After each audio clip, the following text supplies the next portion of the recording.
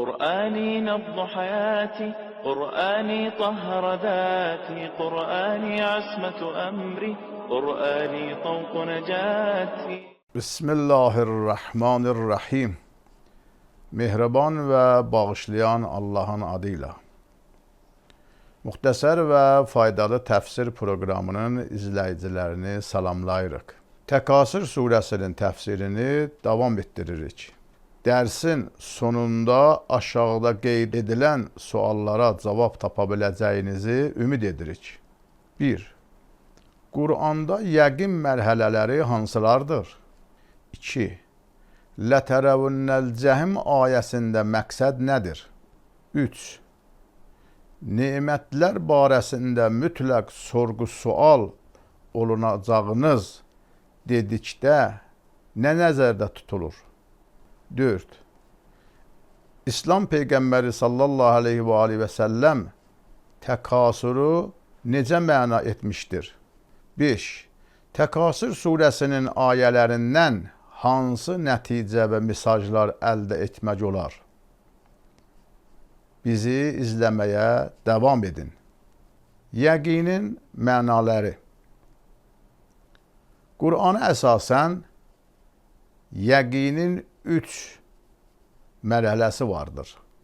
Sözü gedən surədə onun 2 mənası, Vaqiə surəsi 95-ci ayədə isə digər mərhələsi qeyd edilmişdir. İnnə hâzâ ləhuvə haqqul yəqin. Doğrudan da bu şübhəsiz bir həqiqətdir. Yəqinin mərhələləri aşağıdakılardan ibarətdir. 1. Elmül yəqin. 2. Eynül yəqin. 3. Haqqul yəqin. İnsan bəzən uzaqdan tüstünü görməklə odu, atəşin odluğunu anlayır. Bu elmül yəqindir. Bəzən odu öz gözü ilə görür, müşahidə edir. Bu eynül yəqindir. Bəzən də oda əlini vurur, bütün varlığı ilə odun yandırıcılığını hiss edir. Bu da haqqul yəqindir. Lətərəvünnəl cəhim ayəsində odu görməkdə məqsəd ya onu qiyamətdə görməkdir, ya da onu bərzəx gözü və mükaşifə yolu ilə elə bu dünyada. Qiyamətdə barəsində soruşulacaq nemətlər. Hədislərə əsasən qiyamətdə soruşulacaq olan nemətlərdə məqsəd çörək və su kimi qidalar deyil. Çünki bunlar barədə sorğu-sual etmək Allahın şənində deyil. Ayədə nəzərdə tutulan nemət vilayət və məsumun rəhbərliyi nemətləridir.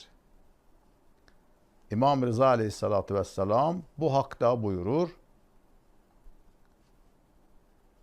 verilən çörək, su və digər qidalar haqqında sorğu-sual etmək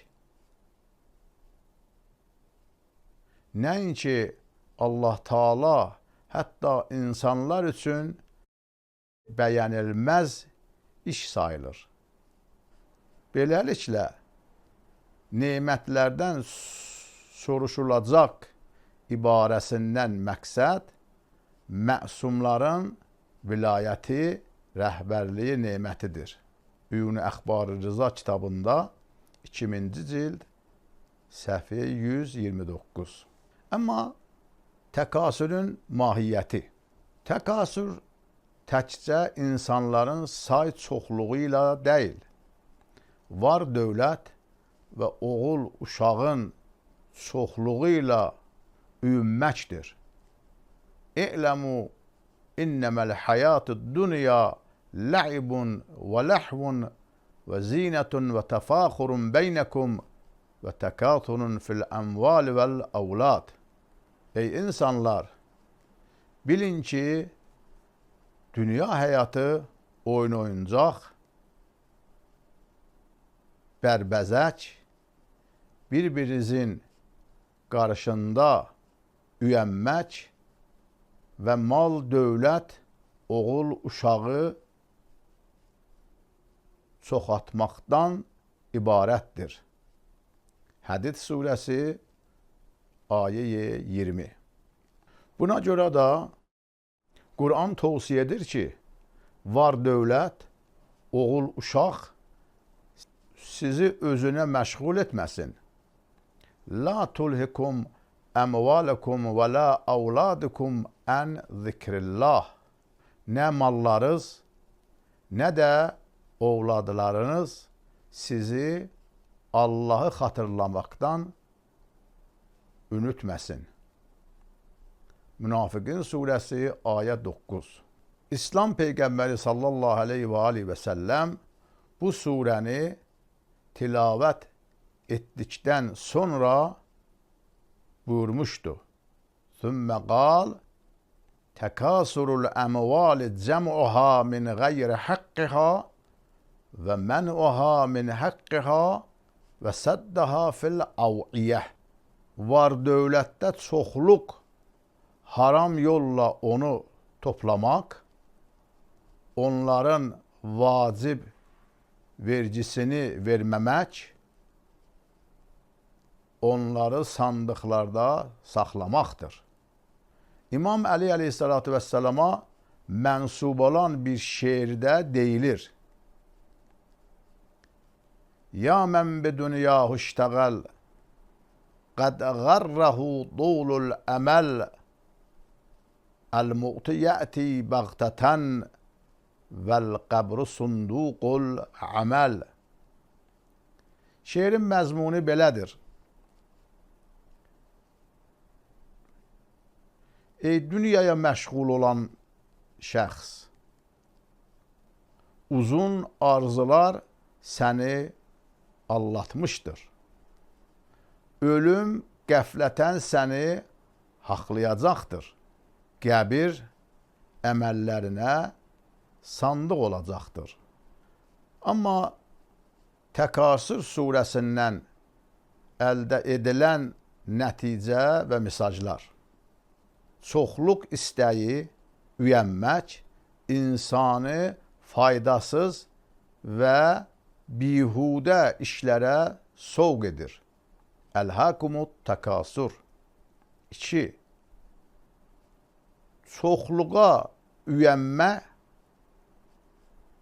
qiyamət haqq hesabından qəflət amilləridir. Əlhəkumut təkasur لَتُسْأَلُنَّ يَوْمَئِذٍ عَنِ النَّعِيمِ. 3. Çoxluğa üyənmək insanı ölüləri saymağa qədər aparıb çıxarır. Hətta zurtumul məqabir. 4. Azgın düşüncə və rəftarlara müqabilində xəbərdarlıq təkrarlamaq lazımdır. Sümmə kəlla, kəlla. 5. İman və yəqin vasitəsilə insan gələcəyi görə bilər. Ləv tə'ləmunə ilməl yəqin lətərəvunnəl cəhim. 6. Var dövlətə üyənməyin cəzası ağırdır. Əlhəkumut təkasur lətərəvunnəl cəhim. Yəqinə çatmaq, həqiqətləri dərk etmək üçün çalışmaq lazımdır. Yalnız bu yolla qiyamətin təhlükələrindən amanda qalmaq olar. Ləv tə'ləmunə ilməl yəqin lətərəvunnəl cəhim. 8. dünyaya başı qatışanlar heç vaxt yəqinə çatmazlar. Ləv tə'ləmunə ilməl yəqin. İman və yəqinin mərhələləri vardır. İlməl yəqin, eynəl yəqin. 10. Qiyamətdə hər kəs ona verilən imkanlar əsasında haqq hesab olunacaq. Lətüsəlünnə yevməizin ənin nəim. Və axiru dəvana ənilhamdülillahi rabbil aləmin. Gələn dərsimizdə Qariə surəsinin təfsirinə başlayacağıq. Yenidən görüşmək ümidi ilə salamat qalın.